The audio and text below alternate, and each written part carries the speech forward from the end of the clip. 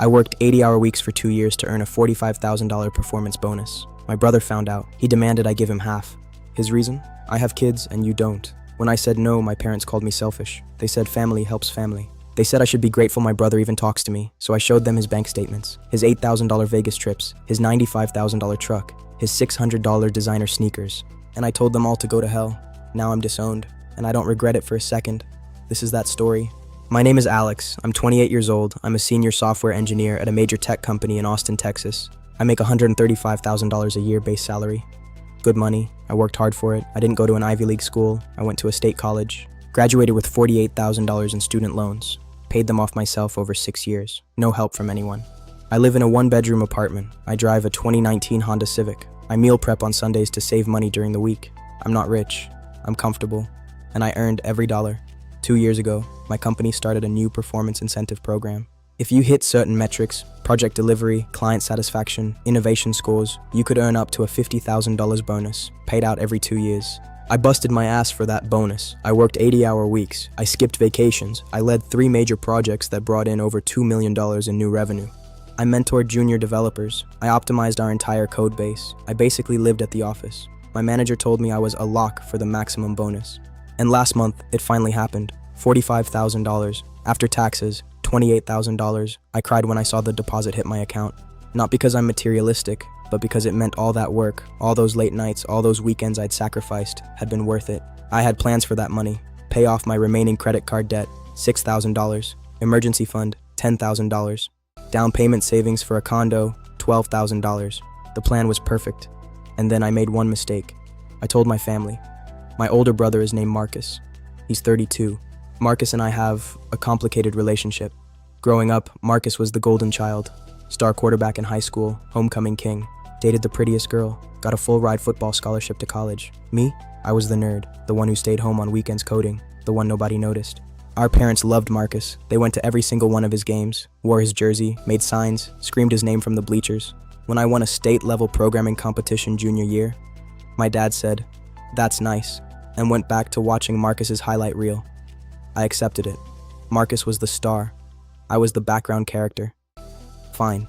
Marcus is now 32, married to a woman named Brittany, with 3 kids, ages 7, 5, and 2. He works in sales at a car dealership, makes about $62,000 a year. They live in a nice 4-bedroom house that they can barely afford. Marcus drives a $95,000 Ford F-350 King Ranch Edition truck. Brittany drives a $58,000 Suburban. They take vacations to Cancun, Vegas, Disney World. The kids are in private school at $15,000 per year each. Do the math, they are drowning in debt. But they look successful, and to my parents, that's all that matters. Meanwhile, I live in my modest apartment, drive my Honda, and save my money. But I'm the lesser son. Because I don't have kids, because I'm not married, because I'm not living life. This context matters for what happened next. I told my parents about the bonus at Sunday dinner. Big mistake. $45,000. My mom gasped. "Alex, that's wonderful." My dad clapped me on the back. "Proud of you, son." Marcus was there with Brittany and the kids. He looked up from his phone. "Wait, you got a $45,000 bonus?" "Yeah, performance bonus for the past 2 years." "Damn, that's crazy." I should have left it there, but I was excited. I wanted to share. "I'm going to pay off some debt and start saving for a condo." Marcus nodded slowly. "That's smart." And then we moved on to other topics. I thought that was the end of it. 3 days later, Marcus called me on Wednesday night. "Hey man, you got a minute?" "Yeah, what's up?" "I wanted to talk to you about that bonus you got." Warning bells went off in my head. "Okay." "So, Brittany and I have been talking, and we were thinking, with the kids and everything, money's been really tight." I sat up straighter. "Help you out how?" "Well, we were thinking maybe you could give us like $20,000 to help with some expenses." I actually laughed. I thought he was joking. "Marcus, I'm not giving you $20,000. "Why not? You just said you're going to use it to pay off debt. We have debt too." "Then pay it off with your money." "I don't have extra money. I have 3 kids." "That's not my problem." Silence. Then, "Wow, okay. So you're just gonna keep all that money for yourself?" "It's my money. I earned it. And I'm your brother. Family helps family." I was getting angry now. "Marcus, I worked 80-hour weeks for 2 years to earn that bonus. I sacrificed my entire life. You want me to just give you half of it?" Not half, just $20,000. That's almost half. No. Click. He hung up. The next day, my mom called. Alex, Marcus told me you two had a disagreement.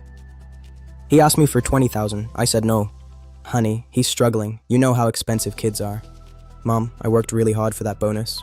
I know you did, and I'm proud of you. But Marcus has responsibilities. You don't. Wouldn't it be nice to help him out? Mom, it's my money. Yes, but you're family, and family takes care of each other. I am taking care of myself with my money. Alex, don't be selfish. I'm selfish for wanting to keep money I earned. You're selfish for not thinking about your brother's children. They're not my children. They're your nieces and nephews. Don't you care about them? Mom, I love those kids, but I'm not giving Marcus $20,000. Fine, be that way, but don't come crying to me when you end up alone with all your money. She hung up. That weekend, my dad called. Alex, we need to talk about this situation with Marcus. There's no situation. He asked for money. I said no. End of story. Son, you're being unreasonable. How am I being unreasonable? Marcus is your brother. He's struggling. You have the means to help him. I have the means to help myself, which is what I'm doing. That money could change his life. It's changing my life. I'm paying off debt and saving for a house. You don't need a house. You're single. So because I'm not married with kids, I don't deserve to plan for my future. That's not what I'm saying. That's exactly what you're saying. I'm not giving him the money, Dad. Then you're on your own. Click. After my dad hung up, I sat in my apartment feeling numb. My own parents had basically disowned me over refusing to give my brother $20,000 that I'd earned. But it got worse. The family group chat. Me, Marcus, my parents, my Aunt Linda, my Uncle Paul, my two cousins. Normally it's for sharing photos. That Sunday, it became a tribunal. Marcus posted, "Hey everyone, just want to be transparent. Alex got a big bonus and I asked for help since we're struggling. He said no, just wanted everyone to know where his priorities are." I stared at my phone in disbelief. He was trying to turn the whole family against me. The messages started rolling in. Aunt Linda. "Is this true?" Cousin Jessica. "Wow, that's really selfish, Alex." Uncle Paul. "I'm disappointed." My mom. "I raised you better than this." My dad. Very disappointed. I wanted to defend myself, but what was the point? They'd already decided I was the bad guy. I left the group chat. 2 days later, my mom called. "Alex, can you come to dinner Sunday? Just family, we need to talk." I knew it was a setup, but I went anyway. I showed up to the restaurant. My parents were there, Marcus and Brittany, my aunt and uncle. I sat down. Marcus started immediately. "Alex, we've all been talking, and we think you're making a big mistake. That bonus could help so many people, not just me. Think about the kids." "I have thought about them, and I've bought them Christmas presents every single year. I'm a good uncle, but I'm not their ATM. Brittany jumped in. "It's not about being an ATM, it's about being family." "I am family, which is why I'm here. But my money is my money." My dad cleared his throat. "Alex, here's what we're proposing. You give Marcus $15,000. No. Let me finish. You give Marcus $15,000. You keep $30,000. Everyone's happy." "I'm not happy. I earned $45,000. I'm keeping $45,000. My mom's voice was icy. "After everything we've done for you, what have you done for me?" Silence. "Seriously, what have you done for me that you didn't also do for Marcus? Actually, less than you did for Marcus. We raised you. You raised Marcus too, and you paid for his car in high school. Me? I got a job at 16 and paid for my own shit. No, I'm done. You want to sit here and guilt me into giving Marcus money? Fine, let's talk about Marcus's finances." I pulled out my phone. "Did you know Marcus went to Vegas 3 weeks ago, spent $8,000? Marcus's face went red. "Did you know he bought a $95,000 truck last year on an 8-year loan? That's none of your business," Marcus started. "Did you know he and Brittany spent $12,000 on a Disney World trip in December, while struggling to pay bills?" My Aunt Linda looked at Marcus. "Is this true?" That was a family trip." "And did you know," I continued, "that Marcus makes $62,000 a year, but his mortgage is $3,200 a month? His truck payment is $1,400 a month, and his kid's private school is $45,000 a year total?" I did the math on my phone. His fixed expenses are more than his take-home pay. He's literally in the red every month. And you want me to bail him out? Close-up of a finger scrolling through a Facebook profile feed. Cinematic, high-contrast lighting. The dinner table is blurred in the background. Marcus stood up. You know what? Fuck you, Alex. I asked for help and you threw it in my face. You didn't ask for help. You demanded money I earned. I have kids. Then live within your means. Everyone in the restaurant was staring now. Marcus grabbed his coat. Come on, Brittany, we're leaving. They left. My parents stood up too. Alex, my mom said coldly, until you apologize to your brother and give him what he needs, don't bother contacting us. And they left. My aunt and uncle sat there awkwardly for a moment. Then they left too. I sat alone at the table. The waiter came over. Sir, are you okay? Yeah. Can I get the check? They already paid. Of course they did. Probably put it on a credit card they can't afford. A series of monthly calendar pages flipping rapidly in a dark room. The lighting shifts from warm to a cold blue. Motion blur, focus on time passing. Marcus sent me one text. Hope you're happy, you selfish prick. I didn't respond. My Aunt Linda reached out once to say she thought I went too far, but she understood my point. Gee, thanks. I used the bonus exactly like I planned. Paid off my credit card debt, $6,000. Built my emergency fund, $10,000. Condo down payment fund, $12,000. The rest I invested. I started house hunting, found a great condo, put in an offer, it got accepted. I'm closing next month. 1 bedroom, 1 bath, 850 square feet. It's mine. I earned it, and I did it without anyone's help. Silhouette of a person, Alex, talking on a smartphone by a large window overlooking the city lights at dusk. Peaceful but focused atmosphere, high contrast. I called her. What changed your mind? Marcus asked me for money. He needed $5,000 to catch up on bills. I said no, and he went off on me. Sounds familiar. Last month, I heard through Jessica that Marcus and Brittany are filing for bankruptcy. The house is in foreclosure. They're moving into a rental.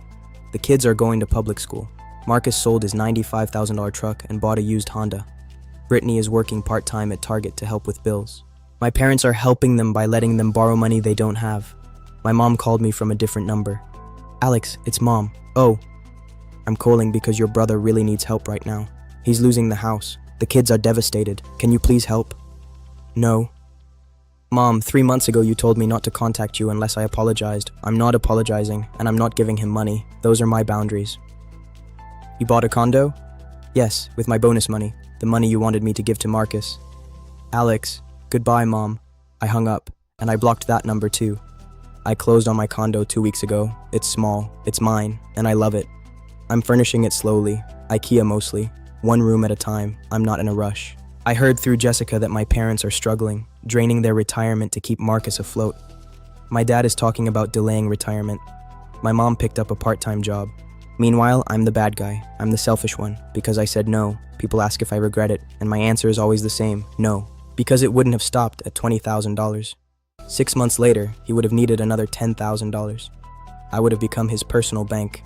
No, I drew a line. And I'm not sorry. Setting boundaries makes you the bad guy in the eyes of people who benefited from you having none. My family built their entire dynamic around me being the responsible one. The moment I said no, I became the enemy. And you know what? I'm okay with that. Because I look around my condo, and I see a life I built. With money I earned. Through work I did. Last week my mom sent me a letter, a physical letter because I've blocked her. Alex, I'm sorry. I hope you'll understand we were just trying to keep the family together. Marcus is struggling. I wish you could see past your anger. He's your brother.